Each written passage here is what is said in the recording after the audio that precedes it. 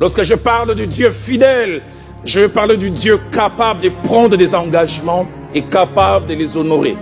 Capable de dire je veux faire ceci et d'accomplir cela.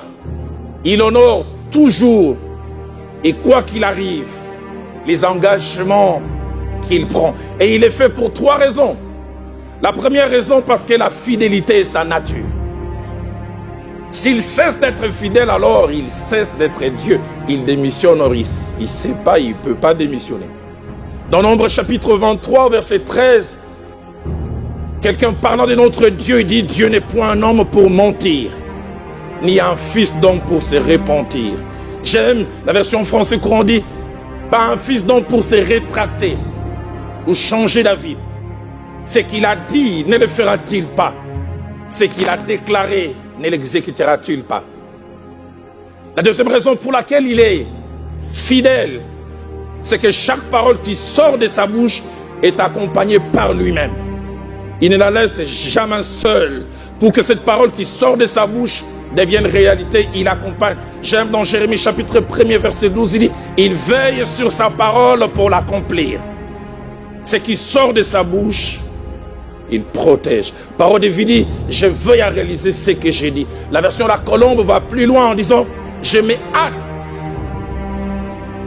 d'accomplir ma parole. Troisième raison parmi les raisons qui font que notre Dieu soit un Dieu fidèle, il n'est jamais à court des provisions ou des moyens. Combien de fois quelqu'un peut sincèrement vous promettre, écoute, passe mercredi, je vais te donner 200 €. Et entre-temps, quelque chose arrive et puis voilà. Il va s'excuser avec la formule consacrée. Je ne sais pas ce qu'il en est de vous, indépendamment de ma très bonne volonté. La volonté pour tenir parole est là, et les moyens font défaut. Dans Genèse au chapitre 17 au verset 1er, alors qu'Abraham, le patriarche, vient de poser un acte qui a dérangé Dieu, parce qu'une parole était sortie de la bouche de Dieu, lui promettant un enfant, et Abraham attend que l'enfant arrive et s'attarde, et il s'est dit, la réputation de Dieu est en jeu, il faudra que je l'aide. Sinon, comme chez nous en Afrique, les gens vont dire, oh, ton Dieu n'est pas capable, ton Dieu ne sait pas tenir parole. Et quand Abraham finit par avoir un enfant, Dieu s'élève et je peux imaginer le ton qui a pu être utilisé. Dieu lui dit, je suis le Dieu tout-puissant. El Shaddai en hébreu, que l'on traduit exactement par le Dieu tout-suffisant. Le Dieu qui n'a pas besoin d'être aidé. Le Dieu qui a les moyens de faire ce qu'il dit. Et Job, ayant plus tard la révélation de ce Dieu, dira dans Job plutôt chapitre 42 verset 4, je reconnais que tu peux tout. J'aimerais dire à quelqu'un, notre Dieu peut tout. Et que rien ne s'oppose à tes pensées. Français courant dit, je reconnais que tout est possible pour toi. Je sais qu'aucun projet ne peut t'embarrasser. Troisième but et troisième raison pour laquelle je me tiens du haut de cette chair, c'est pour nous rassurer et nous faire savoir que ce qui nous arrive n'est pas étrange ni anormal. Il arrive quelquefois, nous vivons certaines choses et nous avons l'impression que nous sommes les premiers à passer par ces chemins. Que nous sommes le seul au monde à vivre ces choses. J'aime, Paul, après avoir relaté avec détail aux Corinthiens la marche d'Israël dans les déserts, les bons et les moins bons choix qu'ils ont eu à faire, il va déclarer dans Hébreux 10, dans 1 Corinthiens 10 plutôt, au verset 11, ces choses leur sont arrivées pour vous servir d'exemple. Et elles ont été écrites pour votre instruction. Je ne sais pas ce par quoi vous passez, mais j'aimerais vous dire, vous n'êtes pas le premier. Dans Hébreux chapitre 6 au verset 12, l'apôtre nous encourage à ne pas nous relâcher, mais à imiter ceux qui, un, par la foi, et deux, par la persévérance, héritent des promesses. Mais ce que j'aime le plus, c'est Hébreux chapitre 12 au verset 1er. L'apôtre, sous l'inspiration, nous encourage à courir avec persévérance dans la carrière qui nous est ouverte, dit-il. Français courant dit, courir jusqu'au bout de la course qui nous est proposée. Et il nous dit pourquoi? Il dit, puisque nous sommes environnés d'une si grande nuée de témoins. Et le terme qu'il utilise là, c'est un terme adapté aux courses à l'époque gréco-romaine, où il y avait l'arène, là où les gens couraient, et puis il y avait les gradins. Quand il parle des témoins, il veut dire, à course de votre vie, vous avez des témoins sur les gradins. Des gens qui ont couru le genre de course que vous courez. Il veut dire à une femme qui a des problèmes de conception, tu as un témoin qui s'appelle Anne, qui dans les gradins te dit courage. Ce que tu as connu, je l'ai connu aussi. Tu vas t'en sortir. Tu as accusé faussement, tu as un témoin qui s'appelle Joseph, qui dit j'ai connu ça, t'es pas le premier. Le Dieu qui m'a fait sortir te fera sortir aussi. Nous sommes environnés d'une si grande nuée de témoins. Quelqu'un entend Job qui lui dit petit courage, ne lâche pas. J'ai vécu des situations que je ne comprenais pas, mais à la fin, Dieu m'a fait sortir. Et Job pourra te dire, au beau milieu de ma crise, j'ai fait des déclarations. C'est vrai, ça venait du cœur. Il y avait une lutte entre mon cœur et ma tête. J'ai dit souvent chez nous à l'église à Kinshasa, il m'arrive souvent d'avoir une évangélisation interne. Des choses pour lesquelles mon esprit adhère, mon âme et mes émotions difficiles à suivre. Et David en parle mieux dans cette évangélisation interne.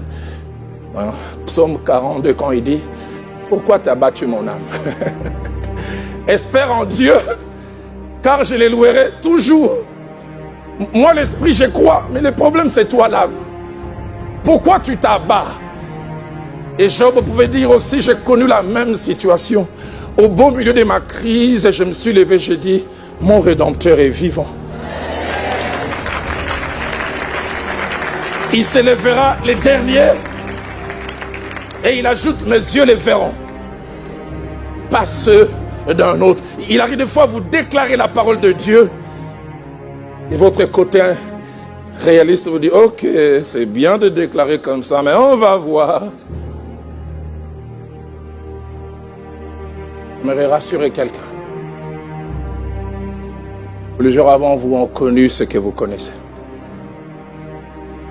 Vous allez finir par vous en sortir. Je ne sais pas, quand je préparais ce message, Dieu m'a donné ce drôle de message de dire à quelqu'un. Dieu m'a dit de dire à quelqu'un, dans les jours qui viennent, joie et tristesse vont déménager. La tristesse va déménager, elle va quitter ton cœur, elle va passer dans les camps de tes ennemis. Mais la joie qui est le partage de tes ennemis aujourd'hui qui se moquent, oh, c'est pour un peu de temps. Cette joie va changer les camps parce que Dieu va finir par se manifester dans sa fidélité. Le quatrième but, objectif pour lequel je me tiens du haut de cette chair, c'est nous encourager à savoir bien agir, ou mieux, bien réagir lorsque les choses semblent tarder. S'accomplir à lentement, à un rythme différent de nos attentes et de nos souhaits. Jérémie 15, 18. Alors que les prophètes passent par des moments difficiles, il ne peut s'empêcher d'interroger son Dieu en disant, pourquoi ma souffrance est-elle continuelle? Pourquoi ma plaie est-elle douloureuse? Et ne veut-elle pas se guérir? Ouf! Écoutez, cette accusation vis-à-vis de Dieu, serais-tu pour moi comme une source trompeuse? Comme une eau dont on n'est pas sûr? C'est peut-être votre cas en ces jours. Vous n'osez pas les dire à haute voix, mais vous avez l'impression que Dieu vous a embarqué dans une aventure sans issue. Ah, je me souviens, rempli de promesses de la part de Dieu après ma conversion. Je me suis converti en 85. Au mois de novembre, le 5. Et à 9h, je n'ai jamais oublié. 3 ans après, je commençais par passer par des situations les plus difficiles de ma vie. Depuis 89, je me suis retrouvé avec un seul pantalon et une seule chemise. Ce pantalon, je l'appelais fils unique parce qu'il n'avait ni grand frère ni petit frère. Et cette chemise avait une particularité. Elle a dû s'adapter aux circonstances. Quelqu'un dit la souffrance vous rend créatif. Quand je l'avais achetée, elle était manche longue, avec une forme de col qui pendait jusque là. Mais comme je n'avais que ça, à force de laver, ça s'est troué un peu, j'ai biffé les mentions inutiles. C'est devenu manche courte. J'oublie jamais, un jour alors que je voulais sortir, je me suis rendu compte qu'au niveau de ce qu'il y avait comme col, ça s'est déchiré. J'ai enlevé, j'ai recousu, c'était devenu col Mao. Donc quelqu'un qui verrait cette chemise à ce moment-là n'aura aucune idée, ça avait un autre visage. Et j'oublie jamais, je rencontre un frère alors qu'on termine une réunion. On dit, nous serrons la tête et jamais la queue. Il me regarde et dit, Roland, toi avec ton pantalon fils unique et avec ta chemise qui s'adapte, est-ce que, qu'on se le dise, est-ce que tu es la tête? Je ne voulais pas dire je suis la queue, sinon je ferais honte à mon Dieu. J'ai dit, c'est vrai que je ne suis pas la tête, mais je ne suis quand même pas la queue. Au fond de moi, je me disais, je ne suis pas très loin.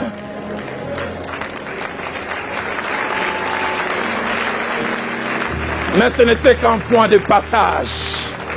Ma Bible à moi dit, plusieurs mots atteignent souvent les justes, mais l'Éternel en délivre quelquefois, de temps en temps. L'Éternel en délivre toujours. Pourquoi nous encourager encore à avoir une attitude différente, une bonne façon de réagir? Parce que Habakkuk chapitre 2, verset 3, la première fois que j'ai lu ce passage, j'étais sidéré. Le Dieu fidèle, le Dieu fort, le Dieu capable. Par de 3 choses difficiles à mettre côte à côte. Il promet et parle de l'irréversibilité de sa promesse. Mais puis bizarre, le Dieu fort, puissant et capable envisage un décalage dans les temps. Car c'est une prophétie dont le terme est fixé. Elle marche vers son terme. Elle ne mentira pas. Puis bizarre, il dit, si elle tarde. D'abord, Seigneur, qui peut faire tarder alors que toi, le Dieu Tout-Puissant, tu es là? Si elle tarde, révolte-toi, n'est-ce pas? Si elle tarde, attends-la. Car elle s'accomplira certainement. 5e but, 5e raison qui me fait tenir du haut de cette chair, c'est nous appeler à 3 attitudes. Savoir, reconnaître, mais surtout être convaincu que notre Dieu n'est pas seulement l'alpha. Vous êtes sur Jésus sur ta vie? Vous êtes sur Jésus sur ta vie, la fréquence des prédications.